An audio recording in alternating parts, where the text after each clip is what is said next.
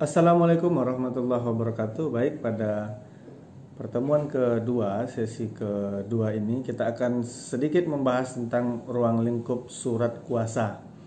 Memang kalau kita berbicara tentang surat kuasa ini, masyarakat pada umumnya bahkan mungkin dianggap sesuatu hal yang dianggap biasa atau dianggap remeh ya. Dan bahkan pembuatannya itu dilakukan secara sembarangan, tidak diperhatikan apakah pembuatannya telah memenuhi syarat yang telah ditentukan oleh peraturan perundang-undangan. Lalu kemudian akibatnya surat kuasa tersebut dianggap tidak sah. Tentu dampak yang timbul dari surat kuasa yang tidak sah itu tentu kalau kita merujuk kepada konsep hukum acara perdata dalam pengajuan gugatan ke pengadilan, tentu surat gugatannya juga tidak sah ya, apabila pihak yang mengajukan dan menandatangani gugatan adalah kuasa berdasarkan surat kuasa yang dibuat tidak sesuai dengan ketentuan peraturan perundang-undangan yang tadi. Lalu kemudian ketika surat kuasa dibuat tidak berdasarkan ketentuan peraturan perundang-undangan sehingga surat gugatannya juga dianggap tidak sah, maka segala proses pemeriksaan di persidangan atau di pengadilan itu juga tidak sah atas alasan pemeriksaan dihadiri oleh kuasa yang tidak didukung oleh surat kuasa yang memenuhi persyaratan. Maka apabila terjadi seperti ini, gugatan tidak dapat diterima ya. Gugatan biasanya tidak dapat diterima. Tentu saja hal ini menimbulkan kerugian waktu, biaya bagi penggugat yang mengajukan gugatannya ke pengadilan. Tentu saja waktu ya dan biaya itu terbuang secara sia-sia tanpa memperoleh hasil penyelesaian secara baik. Nah, untuk menghindari akibat tersebut perlu diperhatikan atau dipahami konsep kuasa ya. Oleh karenanya kita membahas secara ringkas tentang surat kuasa. Nah, kalau kita berbicara tentang surat kuasa secara umum sebenarnya sudah diatur dalam bab 16 buku ketiga Kitab Undang-Undang Hukum Perdata, sedangkan aturan khususnya itu diatur dan tunduk pada ketentuan hukum acara yang digariskan oleh HIR dan RBG. Oleh karena itu perlu dibahas secara ringkas bagaimana sebenarnya prinsip hukum pemberian kuasa yang dianggap nanti berkaitan dengan surat kuasa ya. Yang pertama adalah pengertian surat kuasa secara umum ya. Kalau kita baca regulasi atau peraturan perundang-undangan di dalam KUH Perdata atau Kitab Undang-Undang Hukum Perdata, dalam pasal 1792 menyatakan bahwa pemberian kuasa adalah suatu persetujuan dengan mana seorang memberikan kekuasaan kepada orang lain yang menerimanya untuk dan atas namanya menyelenggarakan suatu urusan. Jadi berdasarkan pasal 1792 KUH Perdata ini jelas adanya suatu persetujuan ya, persetujuan orang memberikan kuasanya atau kekuasaannya kepada orang lain. Nah, yang menerimanya itu menyelenggarakan suatu urusan.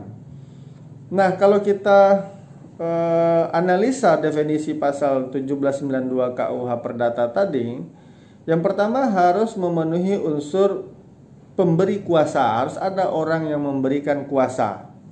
Lalu kemudian yang kedua harus ada orang yang menerima kuasa atau orang yang diberi perintah untuk melakukan sesuatu dalam konsep untuk dan atas nama pemberi kuasa.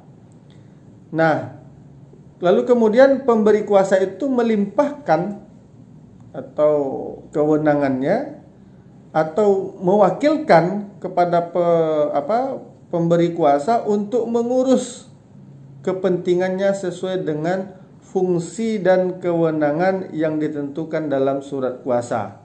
Sehingga kalau kita pahami bahwa penerima kuasa berkuasa atau bertindak mewakili pemberi kuasa terhadap pihak ketiga untuk dan atas nama pemberi kuasa.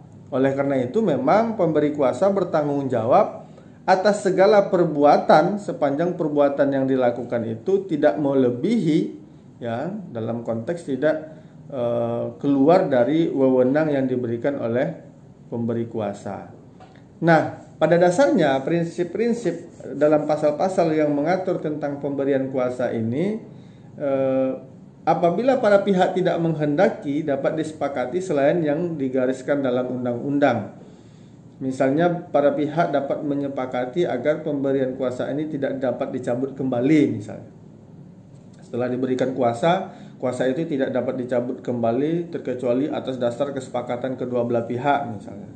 Nah, hal ini dimungkinkan karena umumnya pasal-pasal dalam konteks perjanjian itu mengatur secara umum, ya. Jadi itu poin pertama tentang kuasa.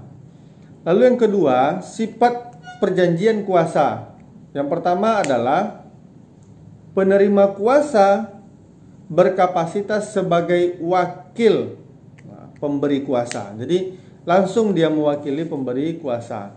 Jadi tidak hanya mengatur hubungan antara pemberi kuasa dan penerima kuasa, akan tetapi hubungan hukum itu langsung menerbitkan dan mendirikan kedudukan atau memberikan kedudukan serta kapasitas kepada orang yang diberikan kuasa, ya, sehingga kekuasaannya penuh terhadap apa yang dicantumkan dalam kuasa itu.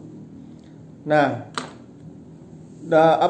poinnya apa? Pemberian hak dan kewenangan dari pemberi kuasa kepada penerima kuasa untuk bertindak atas nama pemberi kuasa dan dapat berhubungan langsung kepada pihak ketiga. Lalu kemudian tindakan kuasa tersebut langsung mengikat kepada diri pemberi kuasa, sepanjang tindakan yang dilakukan itu tidak melampaui batas kewenangan yang dilimpahkan pemberi kuasa kepadanya. Nah, dalam ikatan hubungan hukum yang dilakukan kuasa dengan pihak ketiga, pemberi kuasa berkedudukan sebagai prinsipal, ya. Jadi pemberi kuasa sebagai prinsipal atau pihak utama dan penerima kuasa berkedudukan sebagai pihak formil. Nah, ini konsepnya. Akibat hukum yang ditimbulkan dari pemberi dan penerima kuasa ini, tentu segala tindakan yang dilakukan kuasa kepada pihak ketiga dalam kedudukannya sebagai pihak formil mengikat kepada pemberi kuasa sebagai prinsipal. Itu dulu untuk sesi kedua. Nanti untuk sesi ketiga kita akan membahas pemberian kuasa yang bersifat konsensual, ya. Demikian, terima kasih. Assalamualaikum warahmatullahi wabarakatuh.